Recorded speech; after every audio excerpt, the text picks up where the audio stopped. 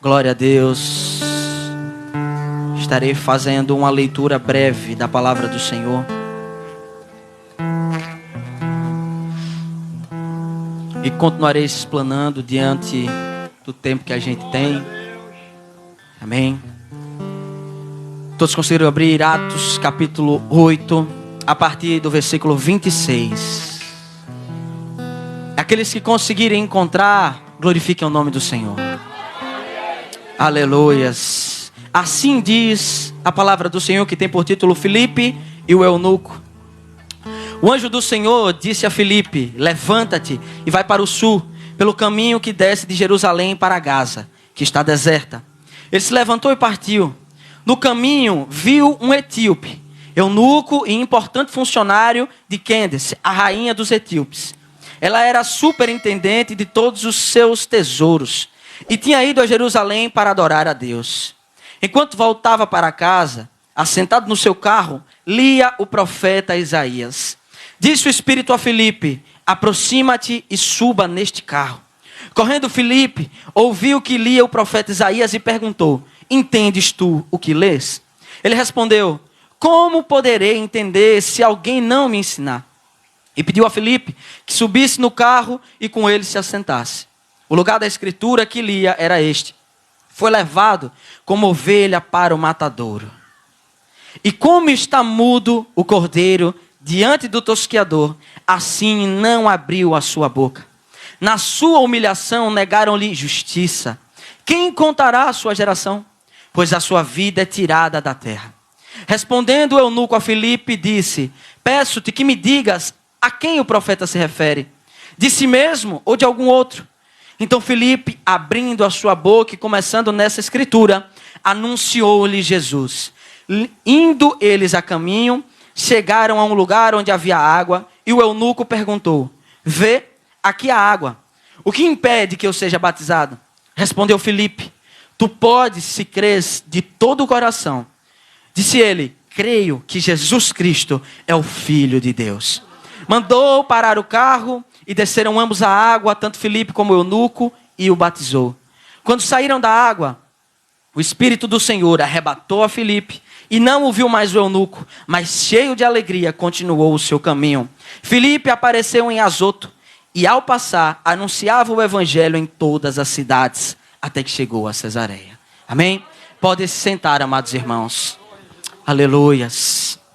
Amados, quando o Senhor começou a falar ao meu coração a respeito desse texto, já tem alguns dias, eu não fazia a menor ideia de que eu ia ministrar aqui hoje, quando o Senhor começou a falar comigo. O Senhor trouxe uma interpretação particular e pessoal para mim, mas depois começou a falar a respeito de algo maior. O Senhor começou a falar sobre como os diáconos, os evangelistas e os apóstolos do Senhor foram impulsionados pelo Cordeiro de Deus para a missão que o Senhor os tinha chamado. E tudo começa, amados, em uma Páscoa. Tudo começa em uma Páscoa, a saber, quando Deus está tirando com mãos fortes o povo de Israel das mãos dos egípcios, das mãos da escravidão. Quando o Senhor determina, através da vida dos seus servos Moisés e Arão, que ele vai tirar e vai livrar o seu povo daquele cativeiro, daquela escravidão, ele diz o seguinte: antes da última praga, ele diz: tomem todas as famílias um cordeiro, puro, sem manchas nem máculas, novo de até 1 ano de idade. Todos vocês se reunirão, e toda a carne do cordeiro deve ser consumida, porque dele será tirado o sangue, que vocês com o sopo vão passar nos umbrais da porta. E da sua carne vocês deverão assá-la e comê-la toda. Se a sua família não é suficiente, chamem mais pessoas, para que não sobre nada do cordeiro. E se porventura alguma coisa sobrar ao final do dia, ninguém vai comer mais, mas será lançado nas chamas para que seja consumido.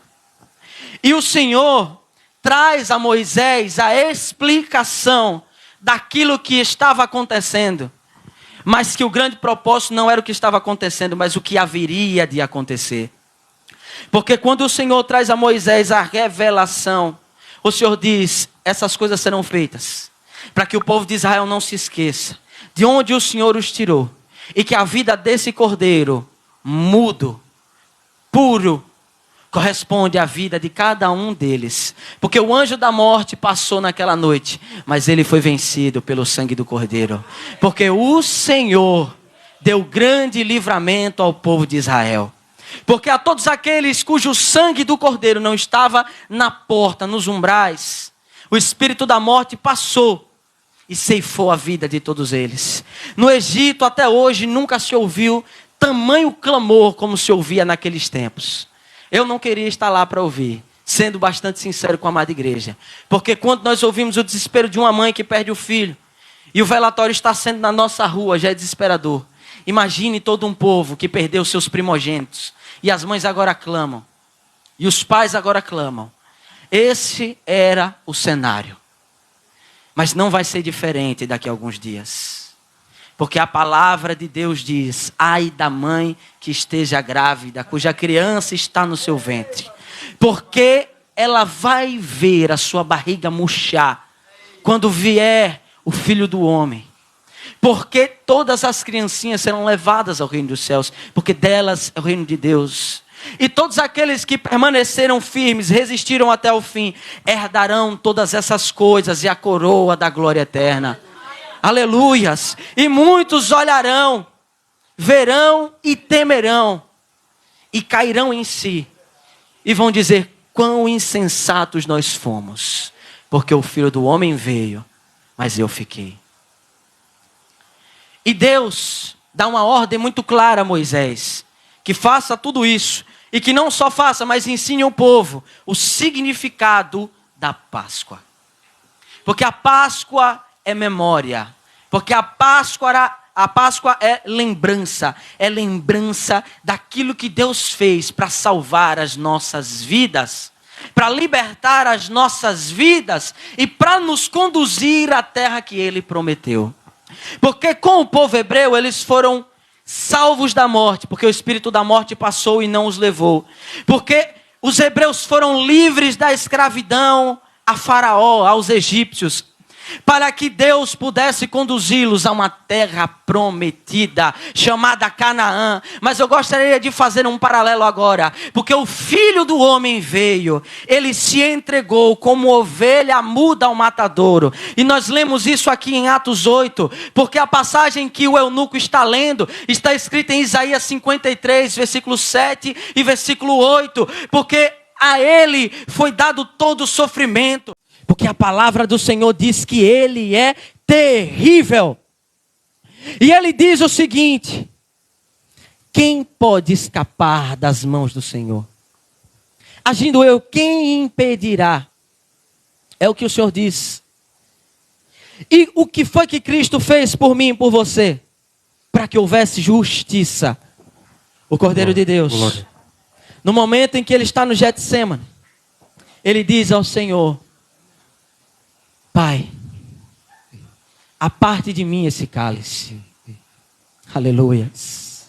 Contudo, se não for possível, seja feita a tua vontade, mas não a minha. Que cálice é esse que Jesus pede para passar? Que cálice é esse que o Filho de Deus, que não teve medo quando o mar se revoltou, que não teve medo quando as legiões de demônios se levantaram naquele homem, para afrontá-lo, um homem que vivia nos sepulcros, comendo restos mortais, e de quem todo mundo tinha medo.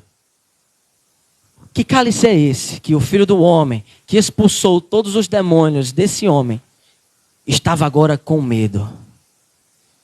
Ele estava tão temeroso, que a palavra de Deus diz que o suor dele se transformou em sangue. E aí por esses dias eu estava vendo como que isso poderia ser possível. E é possível que um ser humano, ele soe sangue. Mas isso só acontece em uma condição muito extrema, diante de um terror tão grande, diante de um medo tão grande, diante de um pavor tão grande, de uma tensão tão grande, que o organismo da pessoa, ao invés de apenas suar água, ele começa a suar sangue. E quem descreve quando Jesus sua sangue, não é nada mais, nada menos do que Lucas, que era médico, que conhecia esse sinal. Ele diz, Jesus suou sangue. E isso tem que falar aos nossos corações. Porque o cálice que Cristo pediu ao Senhor para que passasse, foi o cálice da ira de Deus.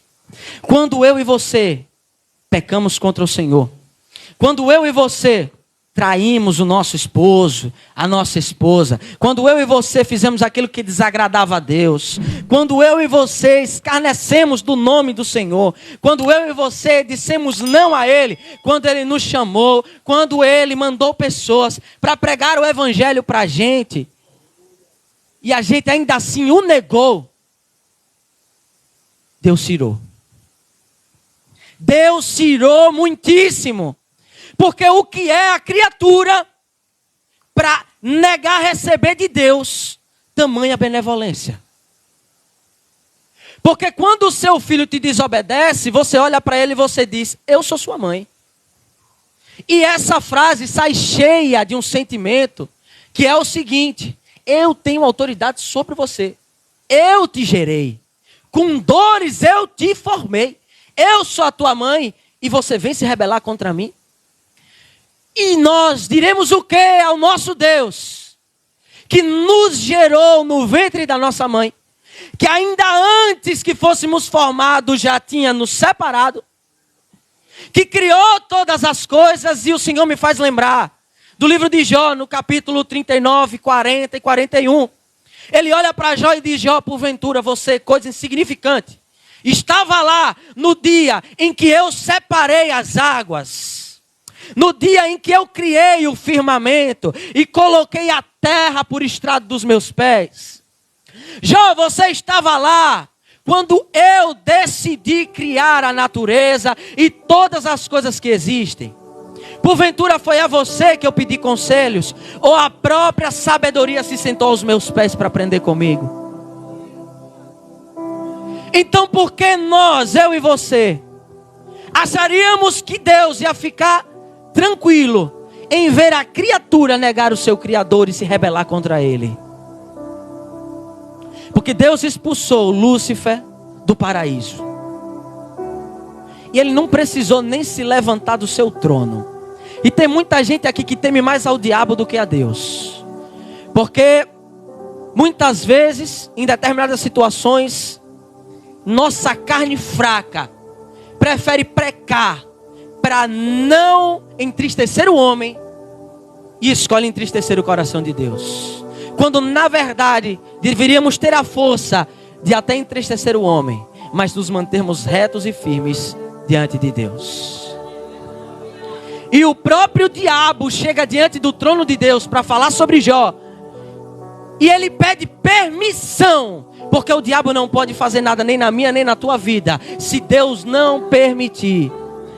Então nessa noite eu quero lembrar, amada igreja, como o Senhor me lembrou, está me lembrando, que a ira de Deus é muito mais terrível do que qualquer consequência que nós possamos viver pelas afrontas do diabo. Porque o Senhor quer colocar temor nos nossos corações. Amados, e essa ira terrível, vingança do Senhor, o dia da vingança, aleluias,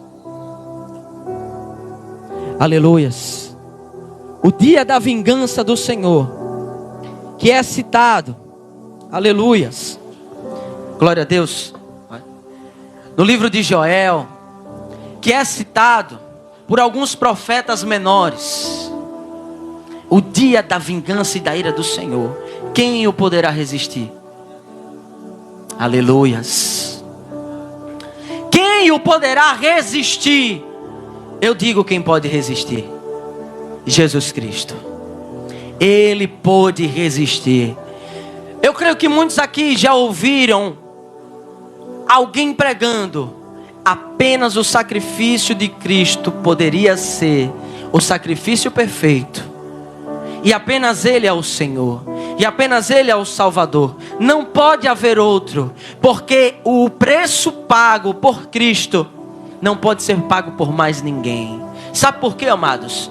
Quem pode resistir no dia da vingança do Senhor, senão o próprio Filho de Deus, santo, imaculado, perfeito, sem falhas, sem manchas, sem pecado, um cordeiro perfeito, um cordeiro obediente, um cordeiro que não igual a nós, chegou na cara dos fariseus que dominavam a palavra naquele tempo e disse: vocês são todos hipócritas, porque vocês sabem o que estão falando, mas vivem de acordo com aquilo que não entendem, porque não vivem a palavra de Deus.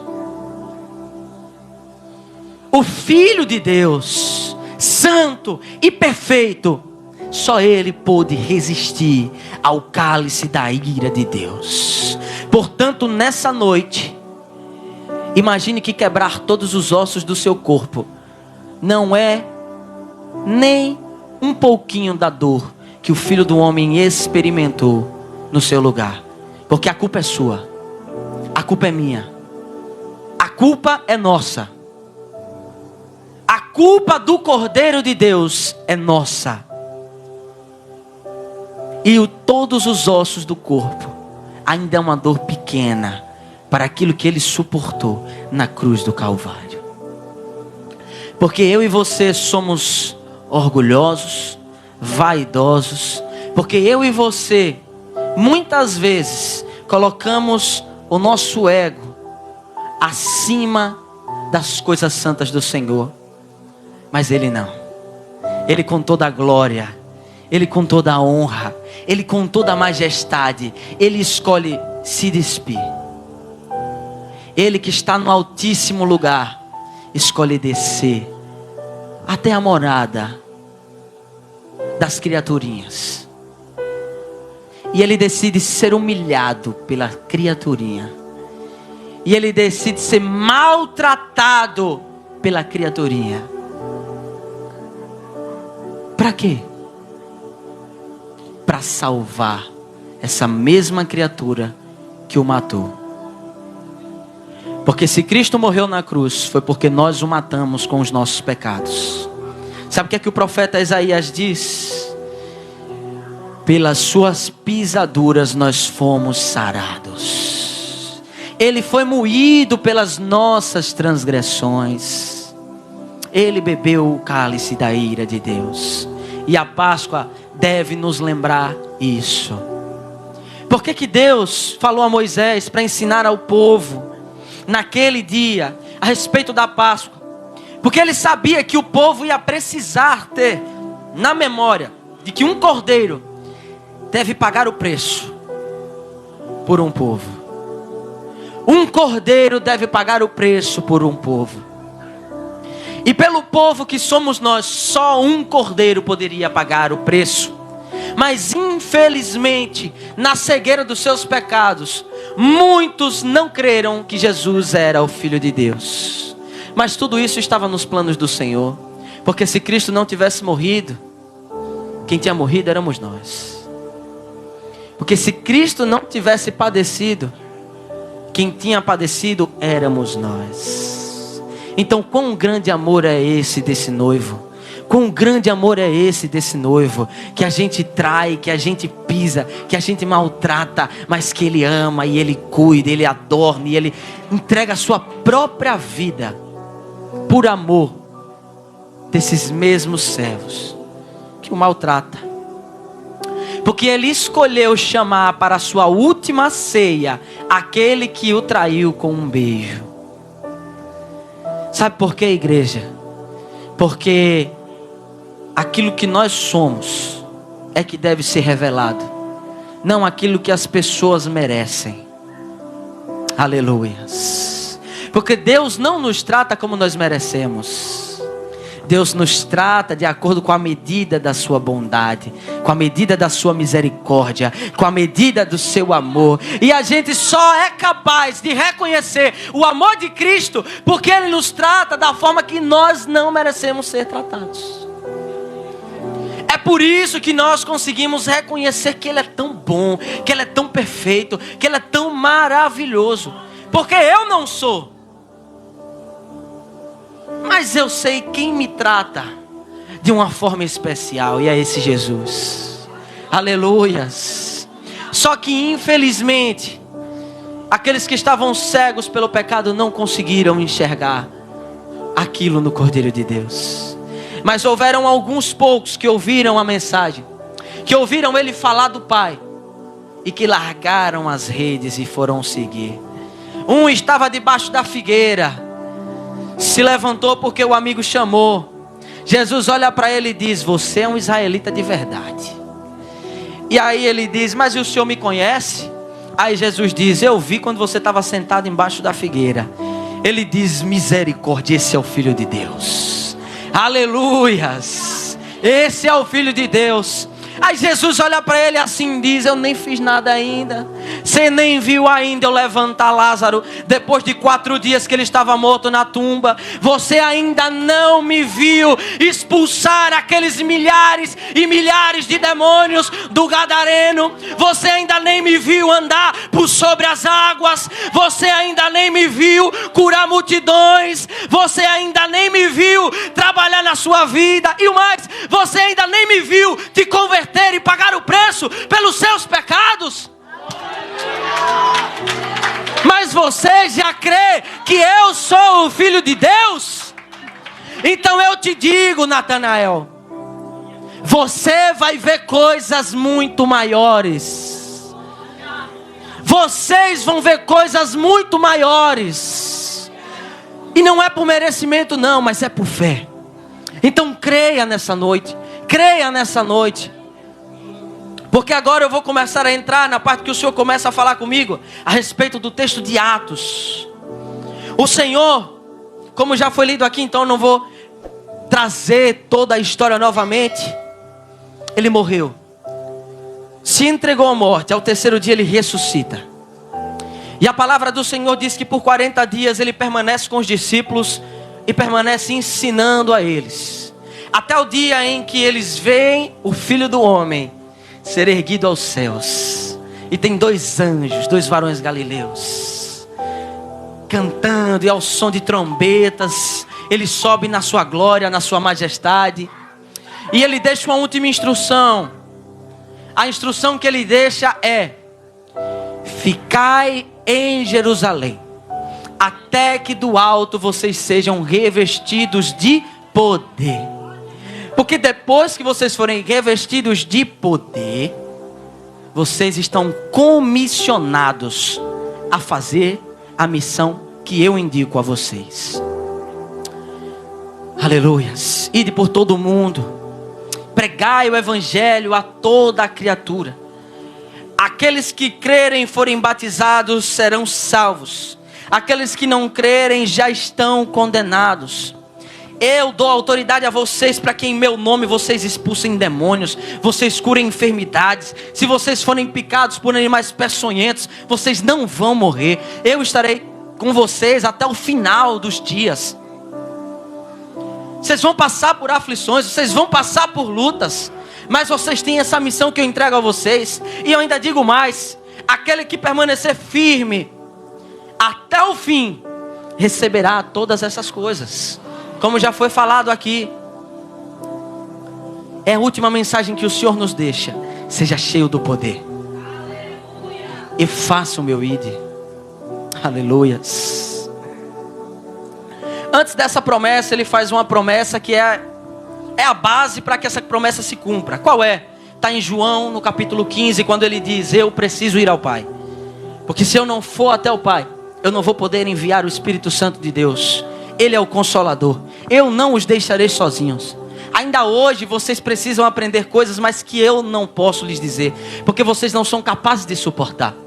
No entanto, quando vier o Espírito Santo de Deus, Ele os ensinará e os fará andar em todas essas coisas.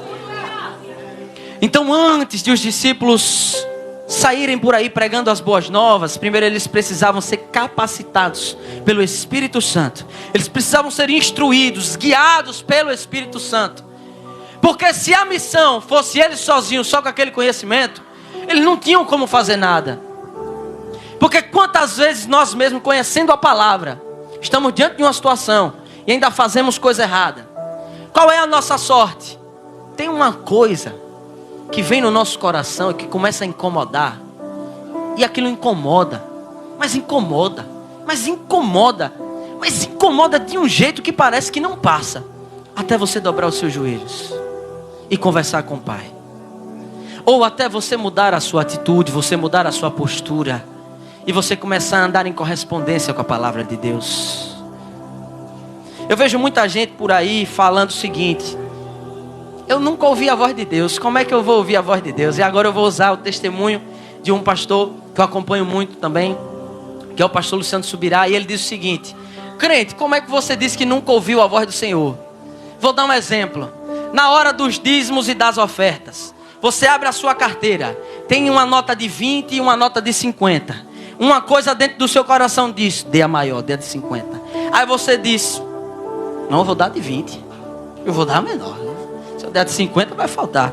E você começa a brigar com você mesmo: dê a de 50, não, vou dar de 20, não, dê a de 50. A gente sabe de quem é a voz.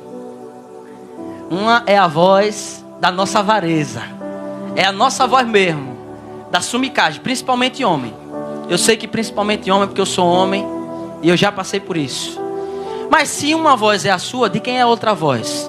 Ou você está ficando maluco, ou existe um Deus na sua vida que fala ao seu coração. Porque muitas vezes a gente espera a voz do Senhor vir como um trovão e a gente ouvir audivelmente. Mas, na maioria das vezes, quando o Senhor fala conosco, é um testemunho interno, dentro do nosso coração. Imagine que loucura seria se aquela intuição que você sentiu, que disse assim: vá por esse caminho hoje. Aí você vai pelo caminho, aí você encontra um irmão desviado, aí você prega, aí aquele irmão aceita Cristo novamente. Que loucura seria essa se não fosse a voz do Espírito Santo? Como é que se explica isso? Como é que essa intuição produz resultados tão maravilhosos? Outro dia eu estava com a minha esposa, a gente decidiu de última hora que ia almoçar em um lugar perto da rodoviária lá. A gente almoçou, a gente estava saindo. Quando a gente estava saindo, a gente encontrou com um rapaz que estava passando necessidade. E aí eu fiz: Senhor, eu sou mordomo dos seus bens. Eu não tenho muita coisa não, mas eu vou pagar o almoço desse cara aqui. E como eu comi naquele lugar, então eu tenho que pagar naquele lugar para ele também. Porque se o Senhor me deu, então o Senhor também vai dar a ele. Aí fui lá, paguei a comida daquele cara. Quando a gente voltou, foi o tempo exato de a gente pedir um Uber. E quem era o Uber?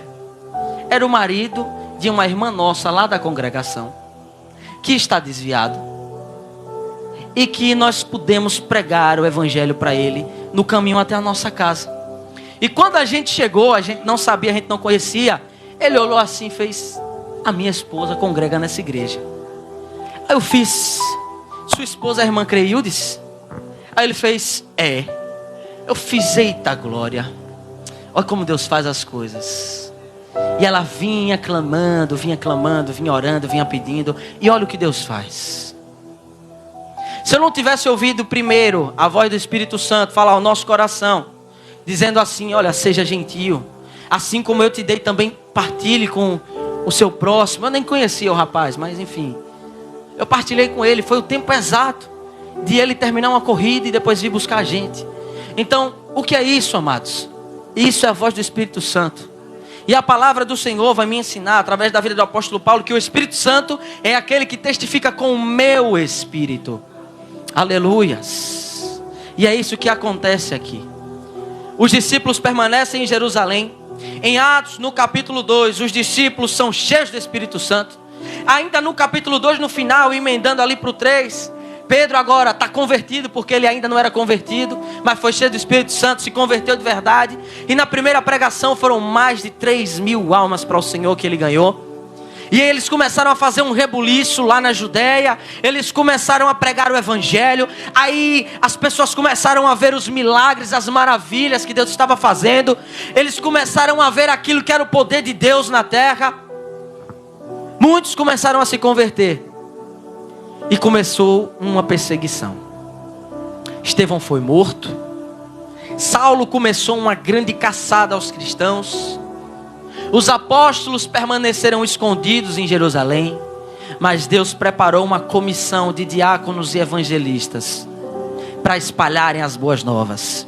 Porque quando o diabo pensou que ia parar a igreja perseguindo ela, Deus abriu as portas dos gentios para que o evangelho chegasse até eles. Porque até então a mensagem do Senhor é muito clara. Ele veio para aqueles que são seus, para os judeus.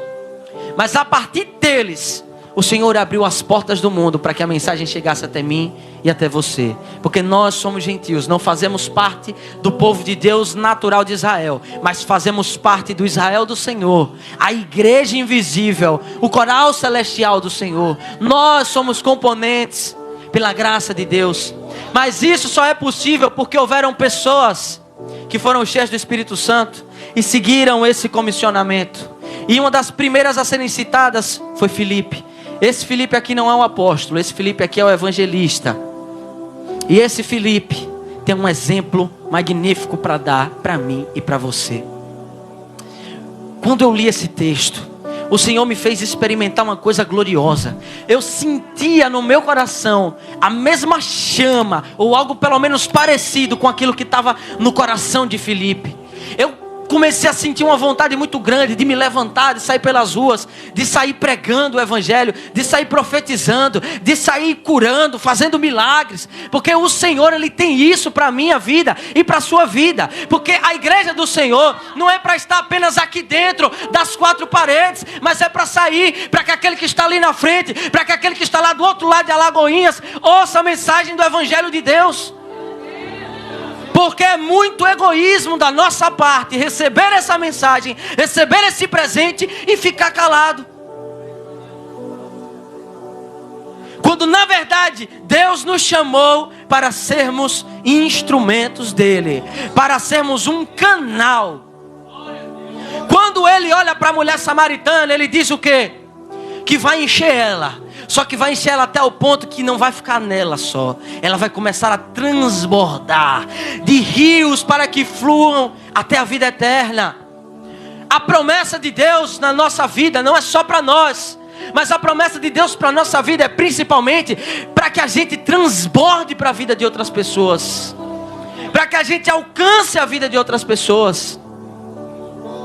Se você não consegue, não se sente chamado para sair de porta em porta, não precisa sair. Dobre os seus joelhos e interceda por quem está indo. Mas se você ainda assim não consegue interceder, limpe o local em que eles são reunidos, mas faça parte do corpo, mas faça parte da missão. Você nessa noite está sendo convocado por Deus para fazer parte dessa missão. Você está sendo convocado por Deus para se alistar nesse exército. Porque Filipe recebeu uma mensagem do anjo do Senhor para sair de Samaria, depois que ele fez um rebuliço naquela cidade. Gente, um homem só, Filipe, fez um rebuliço em Samaria.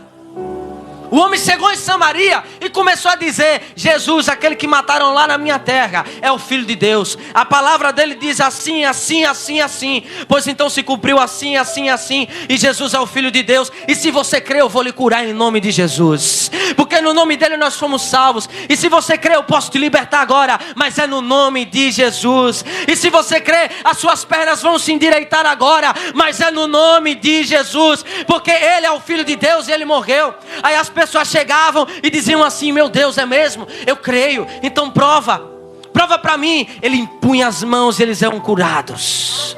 Ele impunha as mãos e eles eram libertos.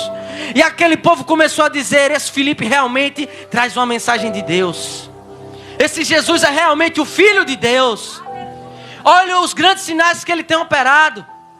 Aí tinha um mágico na cidade. Chamado Simão.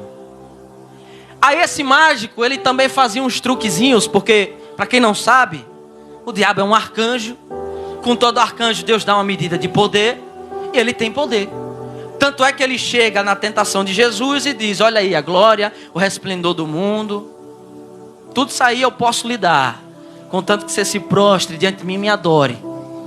Mas o Filho de Deus o responde com outra palavra: eu te repreendo, Satanás, porque somente ao Senhor teu Deus adorarás e só a Ele darás culto. Mas o diabo, ele tem poder. E aquele servo de Satanás fazia algumas mágicas lá no meio daquele povo. E ele era tido como o poder de Deus. Olha como a palavra traz. Mas quando um servo de Cristo verdadeiramente chega em um lugar, em uma cidade, em um bairro, em uma casa, pode haver o que for, mas aquilo que é engano cai por terra, mas aquilo que é magia do inimigo cai por terra, porque o verdadeiro poder de Deus carrega um nome à sua frente, o nome que está acima de todo nome, Deus Emanuel, Jesus Cristo, o nosso Salvador. E Ele sim tem o verdadeiro poder. E foi de tamanha forma que até o mágico se converteu em Samaria. O mágico se converte, fica maravilhado com o poder de Deus, começa a seguir Filipe. Depois, o que é que o Senhor faz? O Senhor manda os apóstolos agora irem até aquela cidade, porque eles receberam a notícia de que grandes coisas o Senhor tinha operado. Samaria estava evangelizada. Agora eles vão mandar os apóstolos para imporem as mãos e eles receberem o Espírito Santo. Porque eles naquele tempo sabiam da importância de sermos direcionados pelo Espírito Santo. Porque o apóstolo Paulo vai dizer que nós não temos a necessidade de que ninguém nos ensine coisa alguma. Porque o Espírito da sabedoria e do conhecimento habita em nós. Que espírito é esse? Gente, um livro naquela época era mais caro do que uma casa hoje em dia. Nós estamos falando de pescadores, marceneiros e um homem que estava embaixo de uma figueira sem fazer nada no raiar do dia. Você acha que eles tinham dinheiro para comprar livros, para receberem toda aquela instrução? Como é que eles eram tão sábios se não era o Espírito Santo de Deus? Então você tem potencial nessa noite. Você tem potencial nessa noite. Aleluias. Basta tão somente o Espírito Santo adentrar na sua vida, na sua casa. Permita que o Espírito Santo hoje tome conta da sua vida, tome conta do seu coração, porque o Espírito de sabedoria vai reinar em você. E aí os apóstolos chegaram, impunham as mãos e eles recebiam o Espírito Santo. Quando eles recebiam o Espírito Santo, aí é que o mágico lá, ficou maravilhado. Ele disse: meu Deus, ainda tem essa novidade do Espírito Santo. Agora, ô Pedro, se eu lhe der um dinheiro, você me dá esse negócio aí de eu poder impor as mãos e as pessoas receberem esse tal de Espírito Santo? Aí Pedro olha para ele e diz assim: sai para lá, Satanás. Você não tem parte nesse ministério, porque você está com um coração cobiçoso mediante as coisas de Deus. E se você não se arrepender desse intento do seu coração, você morre. Porque com as coisas de Deus não se brinca, não se compra, não se vende. E ele, cheio de temor naquela hora, diz assim: então orem vocês por mim, para que isso que você falou não me aconteça. E aí ele saiu de perto dos apóstolos. E agora a parte que mais me chamou a atenção, porque Filipe estava em Samaria, e o ministério de Filipe em Samaria era um ministério de sucesso, porque Samaria estava convertida. Mas olha o que o Espírito Santo faz: agora você vai sair daí, Filipe. Você vai para um lugar deserto, Você vai caminhar daqui de onde você está até uma outra cidade que está deserta. Esse caminho está deserto. Eu creio no meu coração que essa instrução veio a ele por meio de uma testificação no Espírito. E ele vai. E quando ele começa a ir, o Senhor diz: tem um eunuco naquela carruagem. Você vai lá, vai subir, vai se sentar do lado dele. E aí Filipe corre atrás da carruagem. Chega do lado do eunuco. Eu imagino o eunuco olhando para Filipe naquela hora e dizendo: esse cabo é muito doido. Porque esse cara veio correndo de lá até aqui perguntando o que é que eu estou lendo. Faz sentido, igreja, na cabeça de vocês? Na minha não faz. Se eu estiver dirigindo o meu carro, minha esposa estiver lendo do lado, vi um cara do outro lado da rua gritando: ei, você está lendo o que aí? Eu vou achar que ele está doido, no mínimo. Só que quando é o Espírito Santo a nos condicionar, ele garante aquilo que ele está fazendo. E aí, Filipe, quando foi se aproximando da carruagem, começou a ouvir, ele disse: ele está lendo Isaías. Isso me ensina uma coisa, e deve ensinar para a amada igreja. Porque aquele que está sendo comissionado e é guiado pelo Espírito Santo precisa ser cheio da palavra de Deus. Porque ele só de ouvir de longe aquilo que estava sendo citado, ele sabia onde era que estava escrito: isso aí é Isaías. E agora é a minha deixa, porque Isaías é o profeta messiânico. E a palavra diz que Filipe entra naquela carruagem, senta do lado daquele rapaz e ensina a ele sobre Jesus. Ele começa em Isaías, ele não termina em Isaías, ele começa em Isaías, mas ele ensina Jesus pela palavra. Ele ensina a cosmovisão do evangelho àquele cara. E aquele cara, movido pelo Espírito Santo, ele diz: ali na frente tem um riacho. O que é que impede de você me batizar nessa hora? O que é que impede de você me batizar nessa hora? E aí nessa hora eu quero perguntar à amada igreja, se tem alguém aqui hoje que ainda não é batizado, que ouviu falar de Cristo, que sentiu a presença de Deus. O que é que te impede de você ser batizado? O que é que te impede de tomar essa decisão na sua vida? Porque quando se descobre a vida em Cristo, se perde a vida aqui na terra. Eu lembro da minha conversão, que quando eu conheci Jesus, que eu senti a presença dele a primeira vez, eu estava fazendo o segundo período da faculdade ainda. Eu já estou no 7º indo para o 8º, eu estava no 2º. E eu estava pegando uma disciplina chamada neuroanatomia. Irmãos, até hoje eu sou ruim de neuroanatomia. Eu sou ruim de neuroanatomia, só sei o básico, que é essencial de um médico saber. Mas eu não sei de maneira profunda como eu gostaria de saber, porque eu acho uma área bonita. Mas eu sei o básico. Só que uma coisa eu sei, eu guardo no meu coração. Por mais que eu não tenha ficado tão bom em neuroanatomia, eu fiquei muito bom na palavra de Deus. Por mais que eu não tenha ficado tão bom em neuroanatomia, mas eu descobri Jesus. Mas eu conheci o Santo dos Santos. Mas eu vivi milagres na presença de Deus. De que adiantaria eu chegar no céu e dizer: Senhor, eu sei neuroanatomia, tem uma vaguinha para mim aí? Ele ia olhar para mim e ia dizer: você só sabe a neuroanatomia? Você sabia que eu criei isso aí tudo, né? Para mim isso não vale nada. Mas e Cristo você conhece? E o sangue dele você já recebeu? E da carne dele você já comeu? Você já bebeu dessa fonte, dessa água, dessa... Oh, aleluias! E o Espírito Santo de Deus, o meu Espírito está em você, você conheceu, você sabe o que é o mistério. Porque Deus é mistério. O Espírito dele é mistério. E agora eu quero provocar, amada igreja. Você sabe o que é o mistério de Deus?